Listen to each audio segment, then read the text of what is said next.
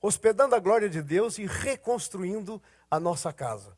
Quando você fica doente, quando você tem um problema de saúde, você tem que reconstruir aquele problema. Você tem que trazê-lo ao normal, aquilo que ele foi planejado para ser. Você tem que fazer ele voltar no jeito que ele foi criado para ser. Amém? Assim também, eu e você, nós fomos criados com um propósito. E o propósito é hospedar a presença de Deus. Nós somos a casa de Deus. Muitas vezes no cristianismo, e isso é que está afetando tremendamente o cristianismo, é o conceito errado do que é ser cristão. Muita gente pensa que ser cristão é ter uma filosofia cristã na cabeça. É pensar de determinadas maneiras. É também isso, mas muito mais do que isso. Isso é uma partezinha pequena do que é ser cristão. Ser cristão, na verdade, é você entender que Jesus veio para viver a vida dele em você. E uma vez que ele está vivendo a vida dele em você, o que ele quer é se manifestar através de você. Duas coisas. Jesus quer viver a vida em você e ele quer se manifestar através de você. Agora olha só, nosso problema é que às vezes a nossa casa, então nós somos o templo do Espírito Santo, nós somos a casa de Deus. E o mau conceito que nós temos às vezes é que isso aqui é a casa de Deus. Esse lugar, a construção, o edifício. E às vezes tem gente até que faz coisas lá fora que nunca faria aqui dentro. Um conceito errado. Você é a casa de Deus. A Bíblia diz, Deus não habita em templos feitos por mãos de homens. Porque Deus escolheu habitar em você. Ele é o cabeça, nós somos o corpo. Ele habita em nós, é Ele em nós. E o desejo de Deus é que se cumpra em mim e em você aquela palavra que o apóstolo Paulo disse. Não mais eu vivo, mas Cristo vive em mim. E isso é ser cristão. Não é ter uma série de conceitos, uma série de costumes, mas sim Jesus vivendo em você e a vida dele se manifestando através de você. Mas olha só, se nós como casa, como habitação de Deus, nós estamos em ruínas, aí é complicado. Muito complicado. Então o que acontece? Às vezes nós substituímos as coisas, mesmo como cristãos. Nós queremos cuidar das coisas que devem vir em segundo plano. E deixamos as coisas que têm que vir em primeiro plano para depois.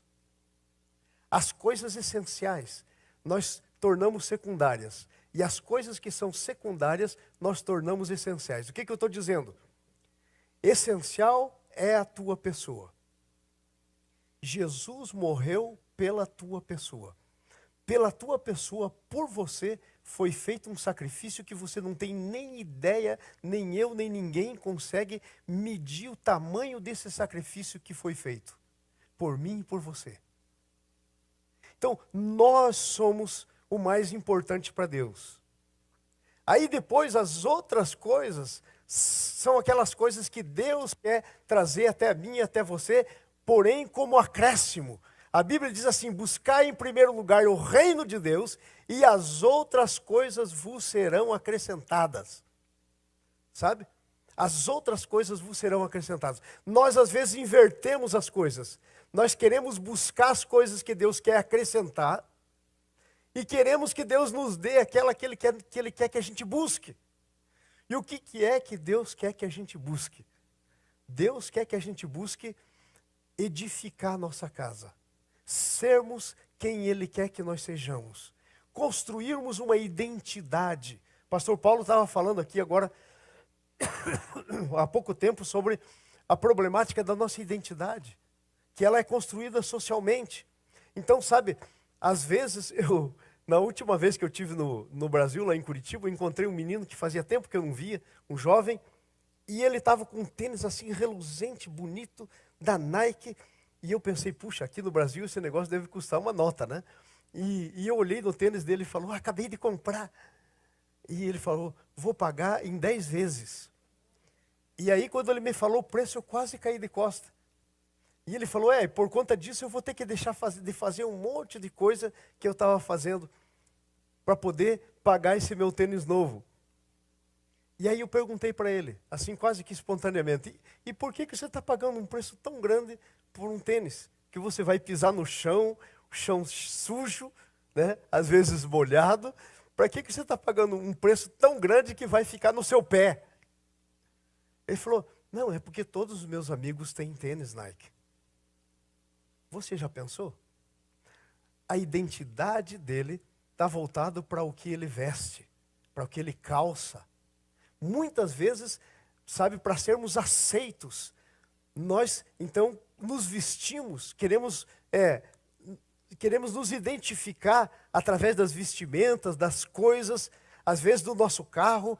Sabe o que acontece? Nós pensamos que o nosso valor está nas coisas que nós temos, quando o nosso valor está em quem nós somos, não no que temos, mas em quem nós somos. Você é o maior valor para Deus e o melhor para Deus. Não as tuas coisas, não a tua apresentação, não o que você calça, você veste, o que você come, onde você mora, o tipo do carro que você dirige. Isso não diz nada do que você é. Isso são acessórios. Deus pode te dar, e eu não sou contrário, que você tenha, nem que eu tenha, um carro bom, se vista bem, mas tudo isso não diz quem você é.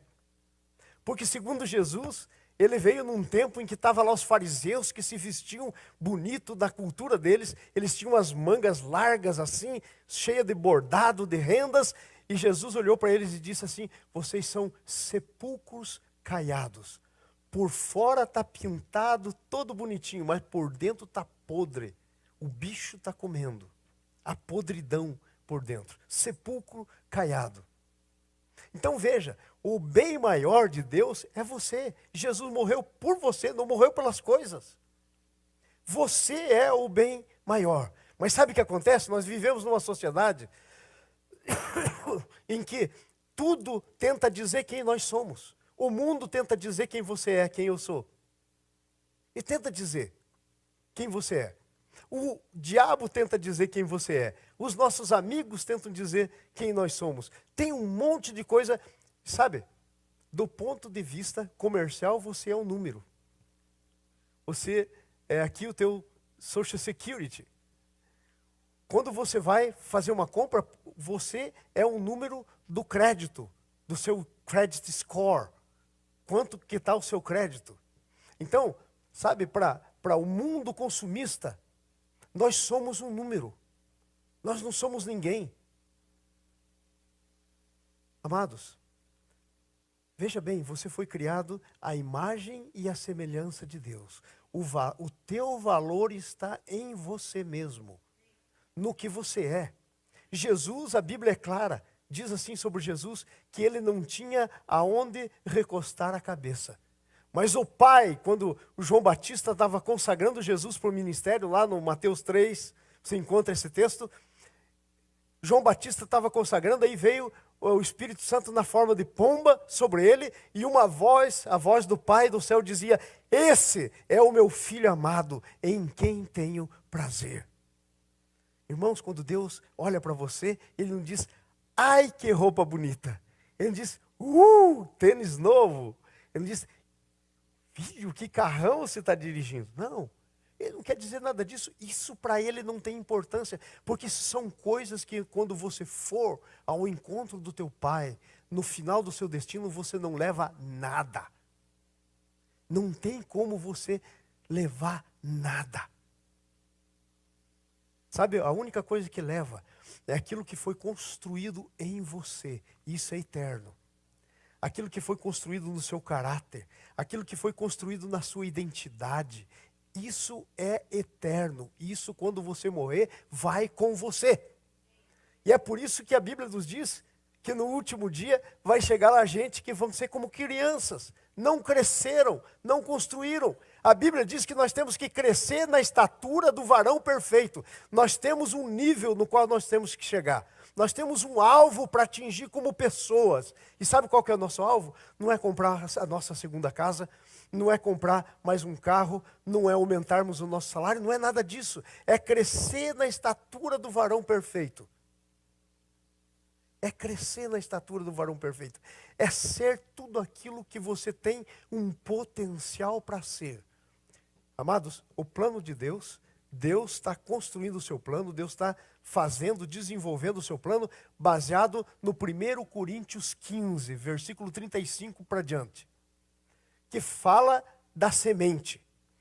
Uma maneira de Deus trabalhar é trabalhar como o princípio da semente. Se você pega um grãozinho de trigo,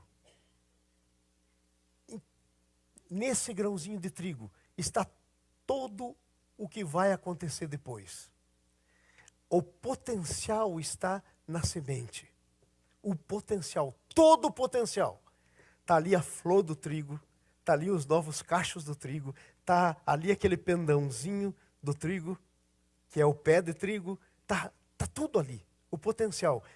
Deixa eu dizer para você, em você tem um potencial de Deus que precisa ser desenvolvido. E o grande problema é justamente esse. É que nós não desenvolvemos o nosso potencial. O potencial que já está em nós. Quando você se tornou cristão, quando você nasceu de novo, quando você recebeu Jesus, quando você é filho, filha de Deus, dentro de você há um potencial maior do que você. Para pensar numa semente, por exemplo, de grão de milho. Você já viu o tamanho da semente de grão de milho? Planta essa sementinha, vê a altura do pé que vai nascer. Muito maior do que a semente. Você é uma semente, dentro de você tem um potencial muito maior do que você é agora. Porque o potencial é o potencial que Deus pôs em você como semente. E o meu job description, a descrição do meu trabalho enquanto eu estou aqui nesse mundo, e a descrição do teu trabalho enquanto está aqui nesse mundo, é aquilo que Jesus disse: não acumuleis para vós outros tesouro aqui na terra, onde o ladrão rouba, onde a traça corrói, onde a ferrugem corrói. Ele diz: mas acumulai-vos tesouro no céu. Sabe? Isso quer dizer, você crescer na estatura do varão perfeito que é Jesus. Você é o maior valor para Deus. Não são as coisas. Sabe, amados? Ninguém, a não ser o teu Deus, tem direito a dizer quem você é. O diabo não pode dizer quem você é. Teus amigos não têm direito de dizer quem você é. O teu Senhor, aquele que morreu, te comprou com o sangue dele lá na cruz, ele é o único que tem direito a dizer quem você é. E sabe quem ele diz que você é? Filho amado. Um dia eu estava tentando descobrir na Bíblia tudo que a Bíblia dizia quem eu sou. E eu comecei a ler os versículos. E aí eu descobri quem eu sou para Deus. Gente, eu comecei a ficar impressionado, porque eu descobri, por exemplo, um versículo que diz assim, que ele tem o meu nome escrito na palma direita da mão dele. Isso quer dizer, toda hora ele está lá. Eu descobri que tem um versículo que diz que eu sou a menina dos olhos. E assim por diante. Gente, então presta atenção, nós temos que tirar o foco das coisas que verdadeiramente não são e colocar o foco nas coisas que verdadeiramente são, nas coisas que são principais, nas coisas que são eternas. Vocês estão entendendo o que eu estou dizendo? Então, a nossa palavra hoje é que nós temos que reconstruir a nossa casa. O que é reconstruir a nossa casa? Nossa alma, às vezes está com tantas brechas, às vezes está com tanto problema. Nós temos que reconstruir isso. Porque reconstruindo a sua alma, você reconstrói a imagem de quem você é. Você foi criado para ser a imagem de Deus. Você foi criado à imagem e à semelhança de Deus. Amém? Então olha só, nós temos que reconstruir a nossa casa. Primeira coisa no nosso texto aí, no seu boletim, creio que todos que receberam o boletim, o que dizemos sobre a casa do Senhor? O que é que nós dizemos? Capítulo 1, do versículo de Ageu, até o versículo do 1 ao 3. Veja o que diz aí. No segundo ano do rei Dario, no 6º mês, no primeiro dia do mês, veio a palavra do Senhor, por intermédio do profeta Ageu, um profeta, a Zorobabel, filho de Salatiel, governador de Judá, e a Josué, filho de Josadaque, o sumo sacerdote. Veio a palavra para os dois maiores líderes, para o governador e para o sumo sacerdote. Então Deus fala com os líderes. Por que que Deus fala com os líderes? Porque Deus quer que fale com o resto do povo. Para isso eles são líderes. Eu estava pensando, puxa Senhor, o Senhor está falando para mim? Então isso é perfeito para falar para o resto do povo. É perfeito. E amados, eu tenho um compromisso com Deus. Sabe qual é o meu compromisso com Deus como pregador, enquanto pregador? Eu jamais vou pregar uma coisa. Ele está dizendo que o povo da casa de Deus e os líderes também estão dizendo assim, ó, versículo 2. Assim fala o Senhor dos Exércitos. Este povo diz. Deus está dizendo o que o povo dizia. Você não pensa que Deus está interessado no que o povo está dizendo? Não pensa que o Senhor está interessado no que você diz? Ele está interessado. Veja. Aí você vai dizer, pastor. Porque o nosso, às vezes, amados, o que importa não é o que sai da nossa boca. Porque há uma contradição entre o que sai da nossa boca e o que nós fazemos. Há uma contradição. Nós dizemos uma coisa, mas na hora do vamos ver, nós fazemos outra coisa. Então nós podemos não dizer, não é hora de eu cuidar da minha vida espiritual. Mas a grande coisa é, como é que nós fazemos? O que é que nós fazemos? O que nós fazemos, o que é que está dizendo o que eu faço? Eu vou dar um exemplo aqui, prático para vocês, e não estou acusando nem falando mal de ninguém, mas é uma coisa que eu como pastor vejo direto. Vejo direto, as pessoas falam para mim. Eu ouço isso, e eu vejo isso acontecendo. Todo. Gente, para pensar. A Bíblia diz 6 dias trabalhará. Um dia separa para o Senhor, para adorar o teu Senhor, para ouvir a palavra, para ter comunhão e para descansar. Então quando eu digo, eu tinha que terminar aquele trabalho, e aí eu trabalhei o domingo inteiro, o que eu estou dizendo? Eu estou dizendo, terminar esse trabalho era mais importante do que a palavra de Deus diz para mim. Terminar esse trabalho era mais importante do que a pessoa de Deus. Eu resolvi tirar esse tempo para o trabalho e tirei esse tempo que era de Deus. Deus ficou sem o meu tempo. Fala para mim se isso não é verdade. Fala para mim. No nosso dia a dia, amados. Fala para mim se isso não é verdade. Quanto tempo nós temos para ler a palavra de Deus? Porque a Bíblia diz assim, está escrito aqui na Bíblia. Vós já estáis limpos pela palavra que vos tenho falado. Está escrito aqui na Bíblia. Então é a palavra de Deus que nos edifica, que nos limpa, que arruma as nossas ruínas. É a palavra de Deus que nos cura. Porque ela diz quem nós somos para Deus, quem Deus é para nós, o que Deus quer da gente. É a palavra de Deus que nos cura. Agora, vamos honestamente falar, qual é o tempo que nós temos tido, não levanta a mão, por favor, para a palavra de Deus. Qual é o tempo?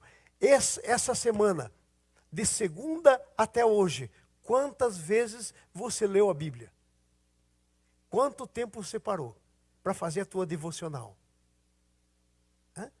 Já levanta na correria. E aquele trabalho que tem que ser feito, e e sai na correria, e sabe?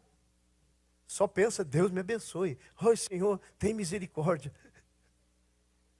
Mas não teve tempo para ler a palavra, nem teve tempo para parar, sabe? Às vezes Deus não é tão importante assim, sabe por quê? Porque nós queremos falar com Ele enquanto fazemos outras coisas. Isso quer dizer, Deus é uma coisa em meio às outras coisas. Porque às vezes nós dizemos, não, sim, eu estou orando, eu estou aqui dirigindo e tal, e estou fazendo oração. Eu gosto muito de orar dirigindo, principalmente quando eu viajo. Eu tenho cada tempo com Deus de oração. Mas gente, isso tudo não tira os direitos que Deus tem de que você como filho pare de maneira específica para falar com Ele. Se você examinar na Bíblia, todos os grandes homens de Deus, as mulheres de Deus, sabe o que acontecia com elas? Os mais ocupados que tinham, eles tinham tempo para orar a Deus. Tinham tempo só eles com Deus. Se você examina, por exemplo, o importante do império que era, todos os dias, ele abria a sua janela da sua casa e ele orava voltado para Jerusalém. Todos os dias. Você que entrou no teu coração, que já é parte do que você é. O que eu estou dizendo para você? Uma coisa bem simples, eu estou dizendo para você. Sabe qual que é o problema? Nós não estamos edificando a nossa casa. A nossa casa, às vezes, está em ruínas. Às vezes nós estamos lá, sabe, chorando por amizade. Alguém diz alguma coisinha que nos ofende, nós ficamos tristes. Sabe por quê? Porque a gente pensa que a gente depende, a gente não é ninguém sem uma palavra assim de reconhecimento. A gente se sente tão para baixo. É uma baixa estima tão grande. Vocês estão entendendo o que eu estou dizendo? Então nós não estamos parando. Nós estamos dizendo, não é tempo de edificar a casa do Senhor. E a Bíblia hoje está certa, irmãos. Esse texto que nós estamos lendo aqui está corretíssimo. Porque se a gente for examinar o nosso estilo de vida, é assim que estamos vivendo.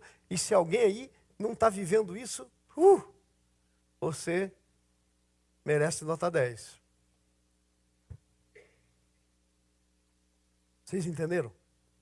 Então nós dizemos, não é tempo de edificar a casa de Deus. Veja.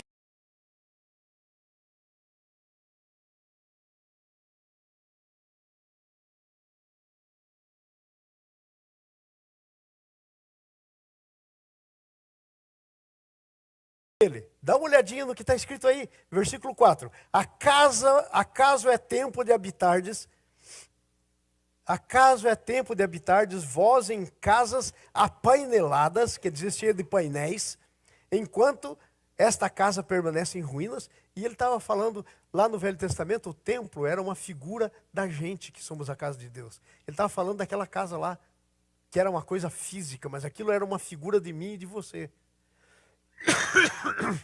É tempo de você gastar toda a sua vida, não ter tempo para ler a palavra de Deus, não ter tempo para adorar a Deus, não ter tempo para oração, tudo para comprar um carro novo. É tempo de você fazer isso. Entenderam? É tempo de você gastar nisso, naquilo. Corre. E sabe, eu vou dizer uma coisa para vocês. Eu passei por isso na minha vida, pessoal. Passei por isso. Eu tinha uma falta de Deus, um buraco lá dentro, existencial, que eu não sabia naquela época, porque eu não conhecia Deus. Mas por causa disso, eu conheço o Brasil inteiro. Eu morei em quase todo o Brasil. Eu morei no Nordeste, eu morei para cá, eu morei para lá, Tá aí a minha irmã, minha esposa aí, que conta para vocês. Eu anoitecia e não amanhecia. Foi assim que uma vez eu fui morar 1 ano na Bahia. Anoiteci, no dia seguinte, fui para Salvador, morei 1 ano na Bahia. Foi assim que depois eu fui lá para o Nordeste, mais para cima um pouquinho, morei lá, em Pernambuco. Foi assim que eu fui lá para Fortaleza depois, e foi assim, amados, e sabe por quê? Porque tinha um vazio lá dentro, que as coisas não preenchiam. Tinha um vazio, uma sede de alguma coisa. E aí eu pensava que era a cidadezinha minha, que era meio chata, não acontecia nada nunca. E eu ia para uma cidade que tinha muita praia, como Salvador, por exemplo. Dali a pouco, o mesmo vazio estava lá. Sabe por quê? Porque o vazio era a falta de Deus. Alguém já disse, deixa eu repetir isso para você, porque é verdade. Dentro da gente tem um buraco lá dentro, do tamanho de Deus. Deus fez você para ser a habitação dele. Tem um espaço dentro de você que não pode ser preenchido por outra coisa, senão pela presença do Senhor. Por isso é que nós temos que reedificar nossa casa, arrumar a casa, pôr em ordem a nossa casa, porque senão fica aquele buraco. E aí às vezes a gente está na igreja, mas não está bom, não tem paz. E a gente pensa que, o problema é da igreja. O problema é sempre da gente, nunca é dos outros. Às vezes a gente pensa, não, eu estou assim por causa daquele amigo que eu tenho, vou parar, não vou mais ser amigo, vou cortar o relacionamento. Não, é o trabalho que eu estou, esse trabalho... Gente, não tem nada uma coisa a ver com a outra, é lá dentro. É lá dentro. Quando lá dentro tiver consertado, quando a tua casa tiver sido restaurada, quando você tiver arrumado a sua casa, você vai ter alegria em qualquer circunstância. E em qualquer lugar. A falta de paz lá dentro é uma descrição de que tem coisa para arrumar na casa. Tem coisa que tem que ser arrumada na casa.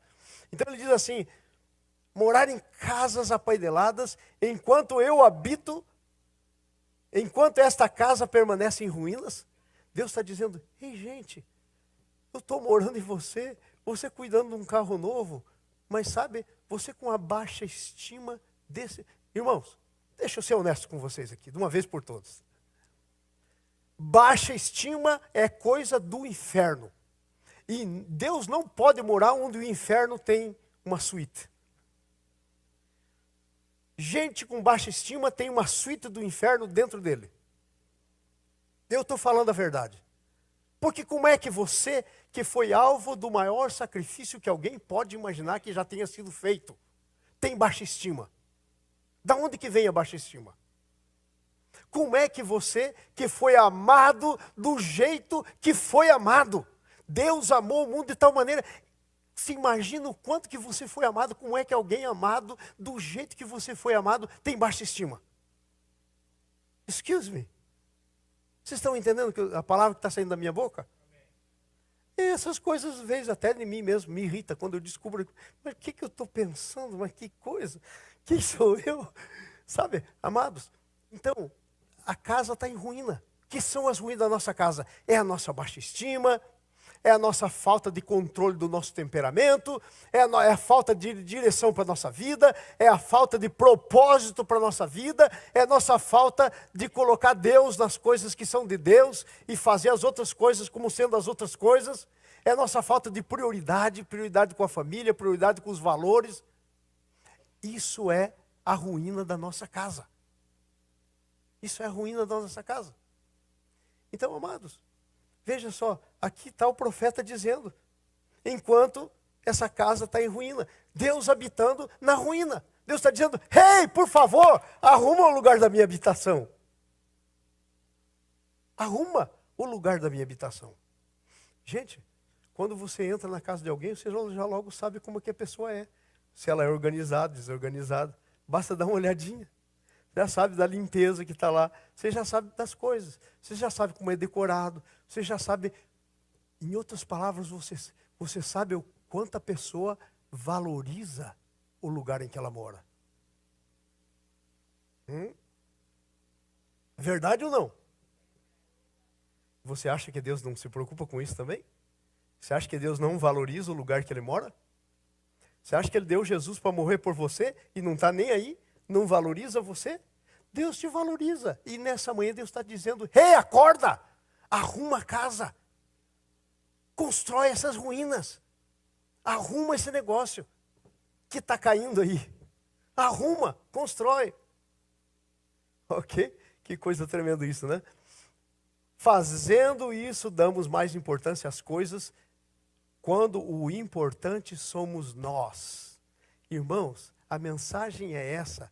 As coisas não são importantes, coisas são coisas. O importante é você. Arruma a casa, porque você é a habitação de Deus. Você é a habitação de Deus. Você é o mais importante. Você é por quem Deus pagou o preço. Ele tem uma provisão para todas as outras coisas. Buscai em primeiro lugar o reino de Deus e as outras coisas vos serão acrescentadas. Há uma prioridade. Nós temos que ajustar as nossas prioridades.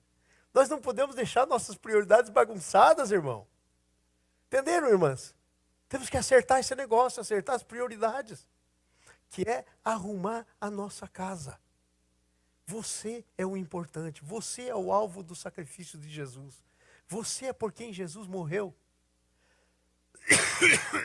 E deixa eu dizer uma coisa. Se você arrumar a sua casa, o resto vem junto. Me acredite, meu irmão. Se você reconstruir a tua casa, o resto é consequência. Sabe por quê? Porque reconstruindo a sua casa, você está se posicionando perante Deus. Você está se posicionando com o Deus que habita em você. E Ele vai trazer para fora todas as outras coisas. Existem alguns exemplos na Bíblia de gente que arrumou a casa. E imediatamente veio o resultado. Quer ver um exemplo? No livro de Daniel, a pessoa de Daniel e os 3 amigos dele, Sadraque, Mesaque e Abdenego. Eram 3 amigos deles. Nabucodonosor o rei da Babilônia fez uma guerra com Israel. Levou prisioneiros para lá. E principalmente levou prisioneiro dos nobres. E Daniel era um dos nobres e os amigos dele. Sabe como é que ele levava? Ele botava corrente nos pés, amarrava as mãos, ele ia desfilando. Esse era o despojo do rei, a glória do rei. E as pessoas que estavam lá faziam de tudo, xingavam, jogavam pedra, pau, ovo, o que tivesse. E sabe, eles iam entrando como cativo, acorrentados uns nos outros. Já viram os filmes? Era a cultura da época. E assim vai Daniel sendo levado. Você imagine, o Daniel não era um mau caráter. Agora você imagina, ele podia ter se revoltado, como talvez muitos de nós faríamos. O que está acontecendo isso comigo? Eu não fiz nada, só porque o povo se desviou de Deus, aqui estou eu sofrendo a consequência. E ele estava sofrendo a consequência, porque era parte do povo. Ele chega no palácio. E aí, quando ele chega no palácio, era aquela orgia, cumilança, bebedice, aquele negócio horroroso que não dava certo com o caráter dele. Ele disse, eu não entro nisso. Agora, desde quando um escravo pode fazer um negócio desse? Ele era escravo. Ele tinha que fazer o que o rei dizia. Aí ele procurou o camarada que era responsável por ele e disse assim, olha, o negócio é o seguinte, eu não quero entrar nesse negócio aí e tal, vamos fazer um trato aqui. Você deixa a gente comer a comidinha que a gente vai querer comer, deixa escolher o nosso cardápio, nós vamos comer só legumes e depois você vai olhar para a gente para ver quem está melhor. O camarada disse, eu, hein? Ó, depois o rei vem ver vocês, vão ver que vocês estão fraquelos, comendo só legume, enquanto os outros estão lá corado, forte e corado. E aí a minha cabeça rola. Ele falou, não, faz isso então por um tempo pequeno. E ele marcou lá um tempo bem pequeno, insuficiente para mudar alguma coisa na aparência. Insuficiente. Porque para mudar alguma coisa na aparência, você precisa de alguns meses. E depois disso, a Bíblia diz que, por causa da decisão que ele tomou, de arrumar sua casa, de não deixar em ruínas a sua casa, Deus abençoou. Eles estavam com melhor aparência. E sabe, por causa dessa decisão, Deus deu para eles, para Daniel, interpretação de sonhos, sabedoria, como nunca teve alguém naquele reino. O que eu estou dizendo para vocês, irmãos? Estou dizendo que se você arrumar a tua casa, aquilo que você não pediu, vem junto. Vem mais do que você pensa. Salomão, Deus aparece para ele em sonho e diz assim, Salomão, vou te dar um cheque em branco. Pede o que você quiser e eu assino embaixo. Era mais ou menos isso, no sonho. Aí o Salomão pensou, que coisa.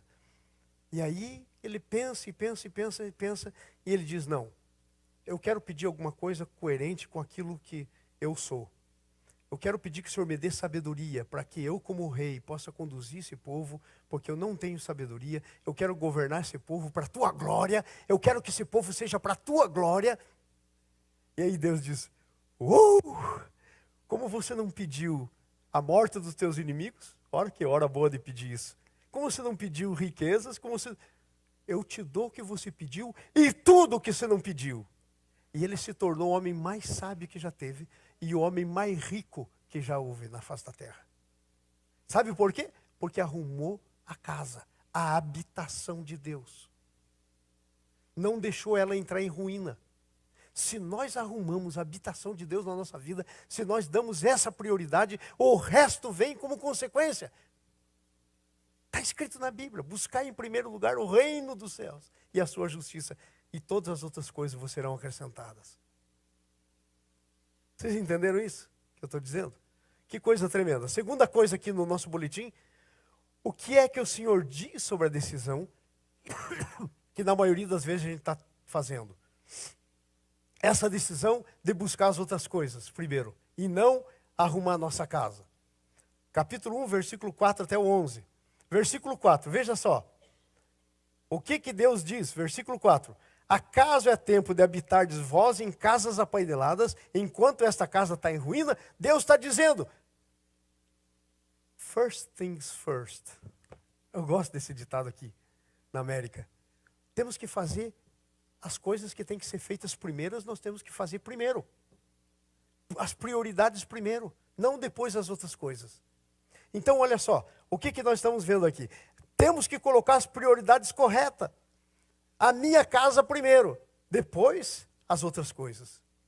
Gente, não é que Deus não quer te dar as outras coisas, Ele quer. E deixa eu só te dizer uma notícia aqui, presta atenção, olha para mim aqui, que isso é importante.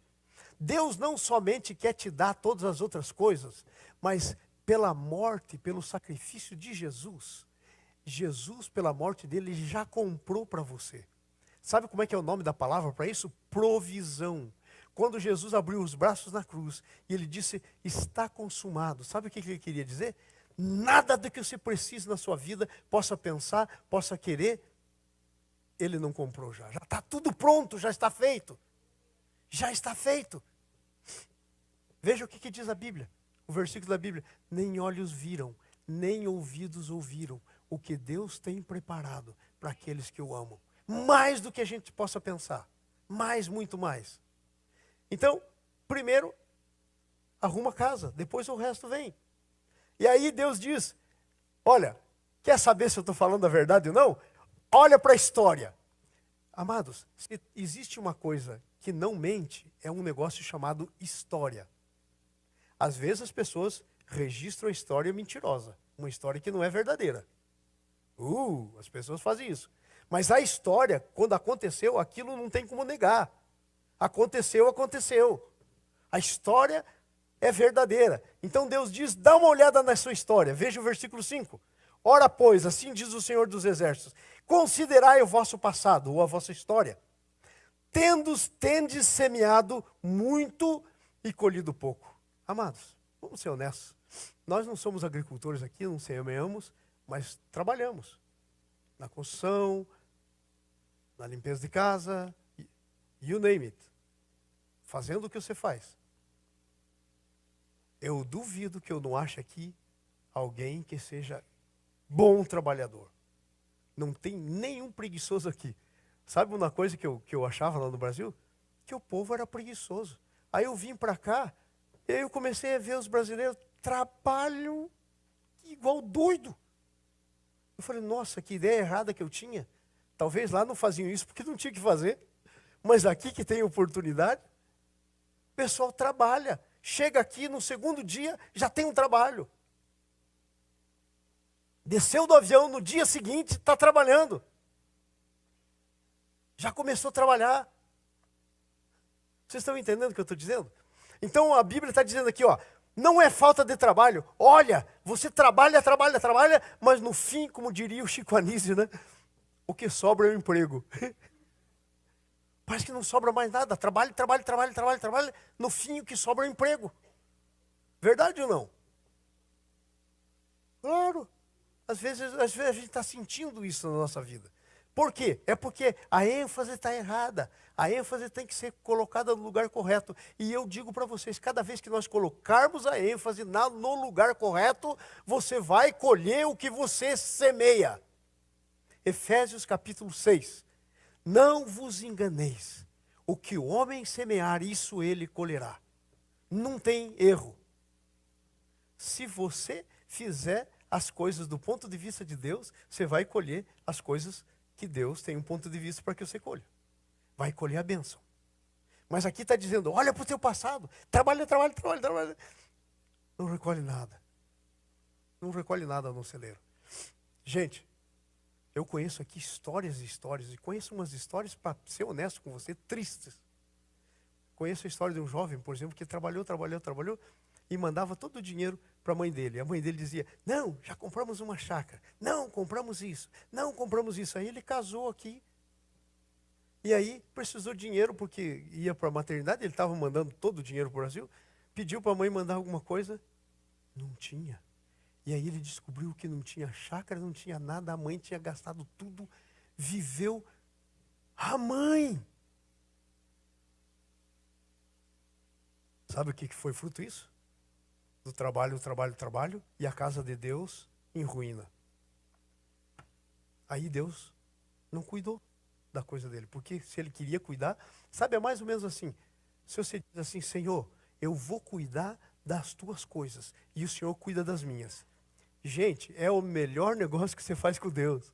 É a melhor decisão que você toma para com Deus. Eu lembro do André, o meu filho. Ele estava lá na Grécia e a gente preocupado, né? Garotão, solteiro e tal. Imagina, né? No exterior, e a gente preocupado. E a gente dava uma prensa nele. Filho, quando é que vai casar, né? Porque é bom ser casado, para estar lá no exterior.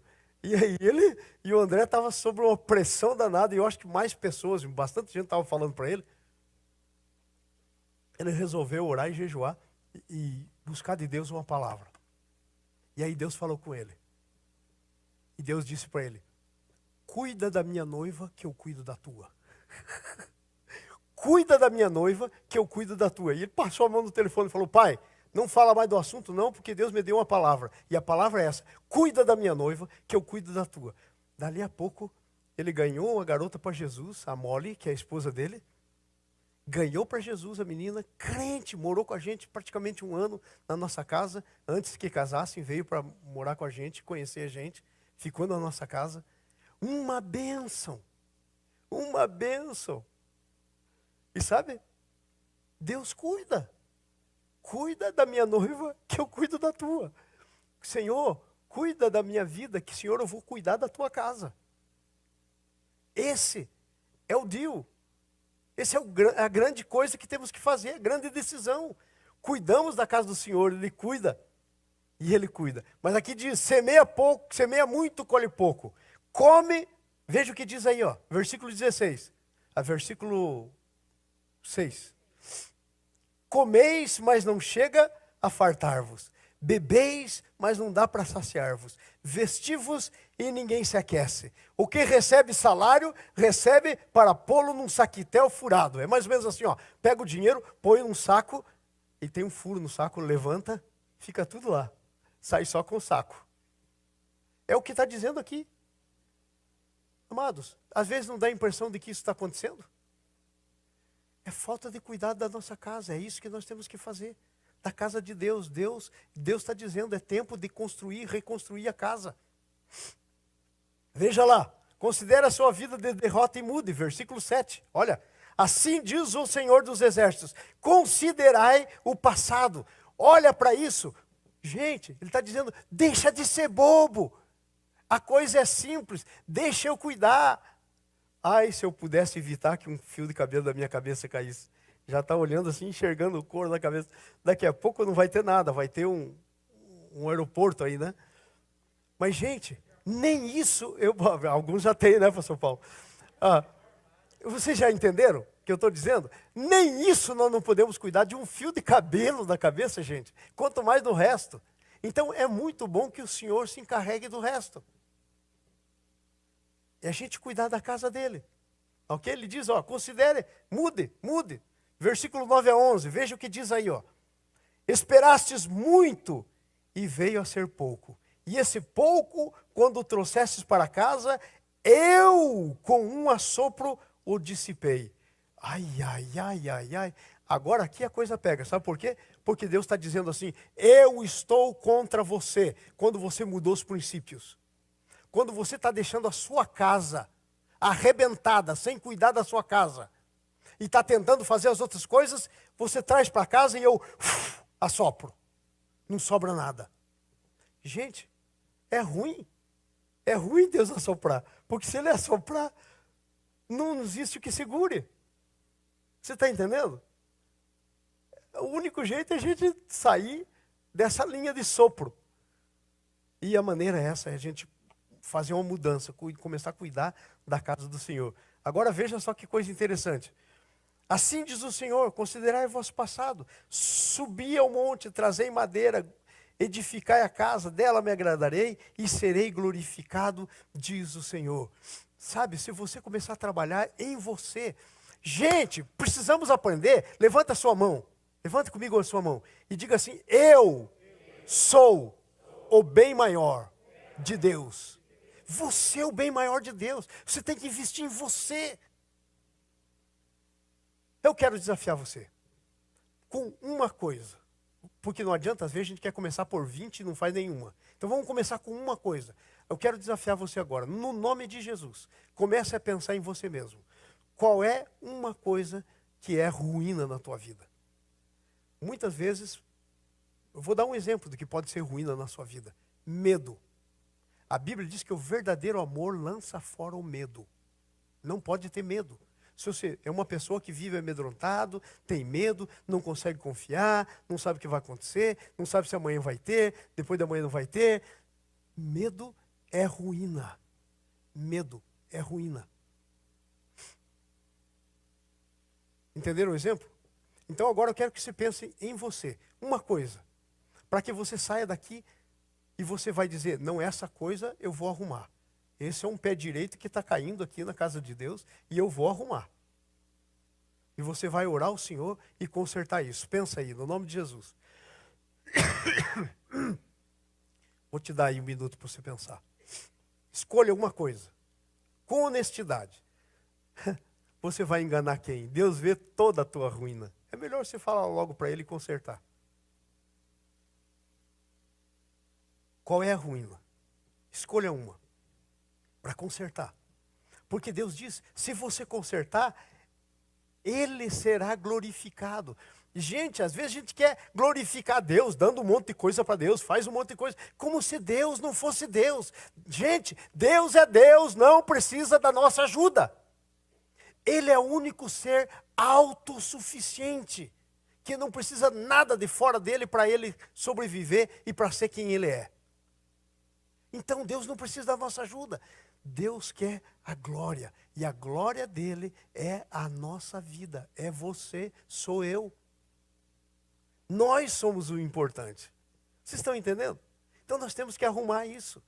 Nós somos os importantes. Versículo 10, 9. Esperaste muito, venha ser pouco, e o pouco que trouxeste com sopro. Por quê? É a pergunta.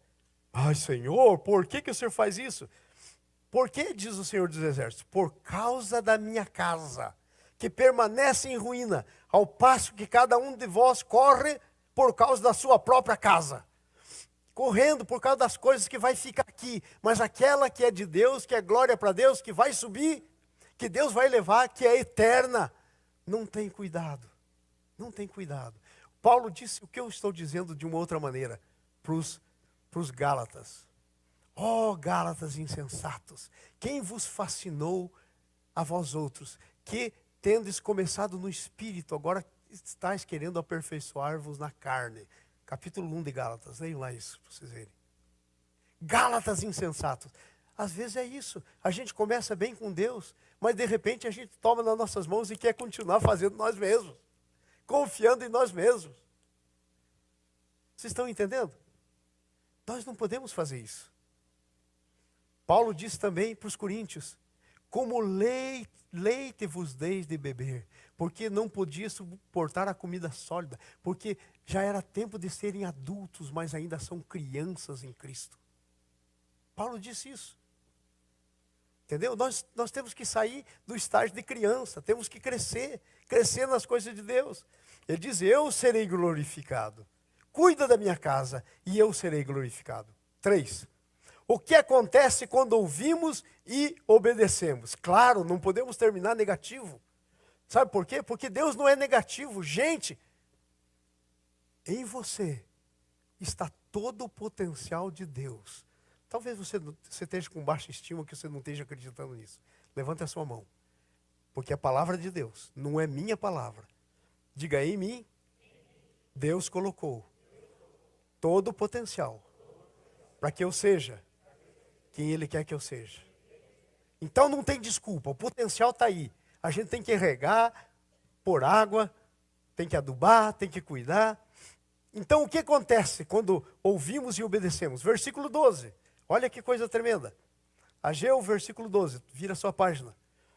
Então Zorobabel, filho de Salatiel, e Josué, filho de Josadaque, o sumo sacerdote, e todo o resto do povo atenderam a voz de Deus e as palavras do profeta, os quais Deus tinha mandado dizer. E o povo temeu diante do Senhor. A primeira coisa que vem na sua vida é temor de Deus.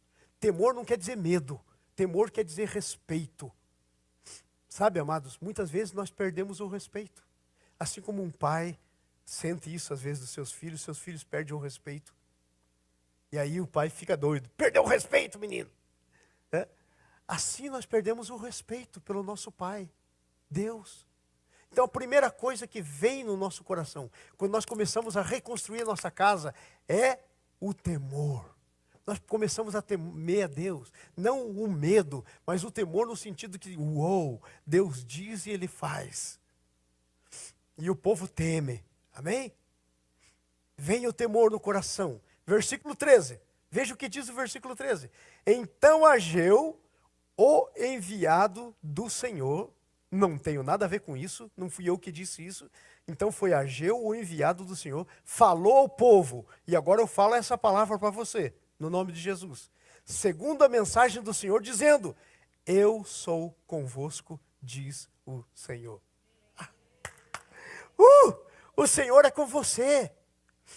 Gente, você acha que Ele comprou você agora para te deixar aí de lado? Tem gente que diz, eu acho que o Senhor não está comigo, eu acho que Deus não me quer, Deus não me ama. Gente, é só um doido que paga um preço tremendo por uma mercadoria e aí não leva para casa, e aí não cuida, e aí não toma cuidado. Imagine que agora nós somos filhos de Deus, nós não somos só mercadoria comum, filhos de Deus. Aí Deus diz, eu sou com você,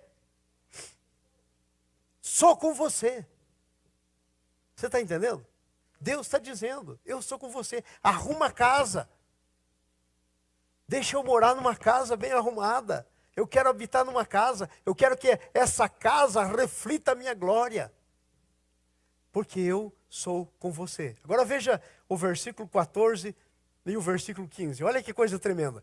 O Senhor despertou o espírito de Zorobabel. Diga assim, põe a mão no coração, levante a mão e diga assim, Senhor, desperta o meu espírito, como o Senhor despertou o de Zorobabel, porque tu és o mesmo, e tu fazes as mesmas coisas. Amém.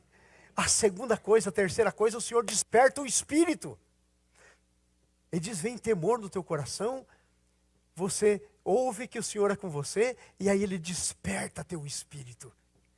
Amados, talvez você tenha que fazer essa oração, dizendo, Senhor, desperta o meu espírito. Desperta o meu espírito. Senhor, o que eu quero é isso. Sabe, eu vou deixar você conhecer uma coisa que muito pouca gente conhece. Há mais de 25 anos, esse é um cartãozinho daqueles de notas, né? Há mais de 25 anos, eu tenho um pacto com Deus. Eu sempre refaço esse pacto de quando em quando. A última vez que eu refiz foi no dia de 6 de junho de 2001. Eu tinha um cartãozinho que já estava velho, estragado, escrevi nesse. Carrego dentro da minha Bíblia. Esse é o meu pacto com Deus. Eu estou mostrando isso, é minha coisa íntima, é o meu segredo, é minha pérola. Se você quiser fazer uma coisa assim, vou dizer uma coisa para você, isso é poderoso. Eu sou testemunha. Veja o meu pacto. Hoje, 6 de junho de 2001, eu, João Carlos, faço a declaração última da minha vida. Declaro que, pela graça do Senhor, eu me levanto em sua presença para ser um homem, primeiro, de oração. Agora veja o que eu disse aqui, e que eu digo sempre. Nisso eu oro, Senhor, eu não posso por mim mesmo, responde tu por mim. Segundo, eu me levanto para ser um homem poderoso em palavras, milagres e vida. Nisso eu oro, Senhor, eu não posso por mim mesmo, responde tu por mim. Me livra do orgulho. 3, eu quero ser um homem sábio, manifestando o fruto do Espírito Santo, em desviar-me do pecado e fazer a tua vontade. Nisso eu oro, eu não posso por mim mesmo, responde tu por mim. Por que você não tem um escrito de vida para você? Eu te desafio, faça um para você. E você vai ver o Senhor levantando a sua vida. Ele vai levantar a sua vida. Vai levantar. Sabe, por mais de 20 anos, eu venho seguindo isso. E aí, um belo dia, eu estava num tempo de jejum e oração, lá em cima, lá na nossa primeira casa. E eu estava num tempo de jejum e oração, renovando o pacto com o Senhor. E eu disse, Senhor, eu quero escrever de novo esse cartãozinho. Eu vou reescrever ele, né? Era no ano de 2003. E aí, veja bem, no dia 28 de julho de 2004, o Senhor me levou ao entendimento da maneira pelo qual Ele quer que eu o siga. Pela sua graça, por amor, não por obrigação. Pela sua graça, por amor a Ele e para a glória dEle. Por isso eu incluo esse detalhe na escritura da minha vida. Senhor, eu não posso por mim mesmo. Responde tu por mim. Aí sabe o que aconteceu? Eu estava reescrevendo o cartão. E aí o Senhor começou a falar comigo. O Senhor começou a falar comigo. E se você não crê que Deus fala com você, ou se faz tempo que você não ouve Deus falar com você, deixa eu te dizer, Ele fala. Ele fala comigo. Não sou diferente de você. E aí Deus falou comigo. Ele me deu o Salmo 69, versículo 32 e 33. E sabe o que diz lá? Ele diz, aceitei teu pacto. Ele disse para mim, você nunca cairá. E colocou esse salmo na minha cabeça. Eu não sabia o que dizia o salmo. E eu fui ler o salmo. Eu quero que você abra aí o salmo. Põe aí o salmo. Salmo 69, versículo 32. Salmo 69, versículo 32 e 33. Veja o que diz aí. Diz assim, vejam isso os aflitos e se alegrem. E a vós outros que buscai o Senhor, que o vosso coração reviva. Porque o Senhor responde aos necessitados e não despreza aos seus prisioneiros. Deus disse para mim, reviva o seu coração. Reviva o seu coração. E eu anotei aqui. E o Senhor começou a falar comigo. E Ele disse, te respondi. Aceitei teu pacto. Eu garanto por você. Sabe por que eu estava orando, chorando por isso? Porque o que eu já conheci de homens de Deus que subiram e caíram. Que subiram e caíram. Eu disse, Senhor, tem misericórdia de mim. Eu não quero ser um desses que sobe e cai. Não para minha glória. Porque quando um homem sai, ele sobe, ele glorifica o teu nome. Mas já imaginou quando ele cai? Eu vi grandes homens, famosos, televangelistas, subindo e caindo. E a vergonha para Deus foi tão terrível quando isso aconteceu. E quando alguém sobe e cai. Eu disse, Senhor, eu não quero envergonhar o teu nome desse jeito. E aí o Senhor falou comigo. Nesse dia se encerram os meus escritos nesse papel. Pois no Salmo 69, versículo 32 e 33, são dados para o Senhor como minha escritura de vida. A minha escritura de vida se cumpriu. Por isso, não preciso mais de espaço para escrever. It's done! Glória be to God.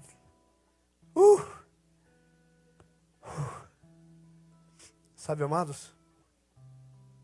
Decisão de renovar sua casa, de reconstruir, não deixar em ruína. Você ser a prioridade. Se Deus diz que você é a prioridade, você tem que tornar você mesmo a prioridade. O resto vem por acréscimo. E Deus tem acrescentado na minha vida coisas que você não imagina. Tenho muito mais do que necessito. De tudo. Nunca me falta a palavra. Nunca eu vou orar ao Senhor e no encontro com Ele. Nunca. Amados, e sabe, o princípio é reconstruir a casa. O Senhor está dizendo, reconstrói tua casa. Presta atenção na tua casa, você é a prioridade. Não as coisas que você faz. Deus não precisa da tua ajuda. Ele é Deus por Ele mesmo. Ele quer glorificar a Ele mesmo, mas a maneira dele glorificar a Ele mesmo é em você. E como é que Ele vai glorificar numa casa destruída, em ruínas? Reconstrói tua casa. Amados, se você é uma pessoa que tem necessidade de aceitação, deixa eu dizer para você, eu acho que Deus está dizendo isso aqui para algumas pessoas. Recebe não é uma acusação, é uma bênção. Recebe. Se você tem necessidade de ser aceito, deixa eu dizer para você, o Deus Todo-Poderoso, o Senhor do Universo, já te aceitou. Então, corta do teu coração, da tua mente, da tua alma, essa necessidade de aceitação. Você já é aceito. Em Cristo Jesus, você não tem que fazer nada para provar para ninguém, para ser aceito por ninguém. Você não precisa disso, você já foi aceito. Sabe, amados, na minha vida eu vi que eu tinha uma tremenda necessidade de ser aceito. Eu vivia fazendo muitas coisas. E sabe qual que era uma das coisas que acontecia comigo? Quando eu não tinha tratado dessa área da minha vida, não tinha reconstruído, hoje ela está reconstruída. E eu próprio, quando olho assim, falo, uou! Sabe qual que era uma das coisas que acontecia comigo? Por necessidade de aceitação, falava demais. Gente, eu tinha que sempre estar falando. Sabe por quê? Porque eu tinha que ter a última palavra. Porque eu tinha que estar comunicando. Porque eu tinha que estar sendo notado. Porque eu tinha que... Razões erradas. Hoje eu me tornei alguém muito mais quieto. E sabe, é bíblico. A Bíblia diz, sejam poucas as tuas palavras. Do muito falar, vêm as palavras nécias. Quando Deus tratar, Ele começa a ser glorificado na tua vida. É isso que Deus quer. E sabe, Ele não quer isso para amanhã. Ele quer para hoje. Ele quer para hoje. Ele quer para agora. Ah, Senhor. Veja só. Se você vai para o capítulo 2 do texto que nós estamos lendo. Ah, Senhor, Tu és bom. Se você vai para o capítulo 2 de Ageu. Aí vem todos os resultados. Porque eles arrumaram a casa. E quando eles arrumaram a casa, veio todos os resultados. Deixa eu ler só um resultado aqui que veio. Quando eles arrumaram a casa. Veja só. Capítulo 2. Versículo... Onde que está isso? Versículo 7. Olha o que diz aí. Capítulo 2, versículo 7. Farei abalar as nações. E as coisas preciosas de todas as nações virão. E eu encherei de glória esta casa, diz o Senhor. Oh, o Senhor quer fazer abalar as coisas e vai vir para a sua casa. Porque o Senhor quer encher de glória a tua casa, para Ele mesmo ser glorificado. É isso que Ele quer fazer. Agora veja mais. 8. Minha é a prata, meu é o ouro, diz o Senhor dos Exércitos. E a glória desta casa, desta última casa, será maior do que a glória da primeira casa. Sabe qual é a primeira casa? Era a casa que o Salomão fez, toda banhada em ouro. Era um negócio tremendo. Sabe quem é a segunda casa? É você, sou eu, nós somos a segunda casa. E a Bíblia está dizendo, a glória dessa segunda casa será muito maior do que aquela que Salomão construiu. Sabe por quê? Porque nós somos a morada permanente de Deus. Porque nós somos filhos. Porque a vida dele está em nós. Não podemos deixar a casa em ruínas, amados. Concentre em você mesmo. Esquece as coisas. Ele está sob o controle. Controle do teu trabalho, controle das tuas necessidades, da tua saúde. Ele está sob o controle. Sabe, na minha vida, eu tenho visto gente ser curada de câncer. Sabe, temos gente sendo curado de AIDS. Já em estado avançado de AIDS. Hoje, casado, com filhos. Sem nenhum problema. Exames antes e depois. Eu tenho visto coisas acontecendo. Deus pode fazer, esse é o mesmo Deus. E Ele quer cuidar de você. Mas temos que acertar as prioridades.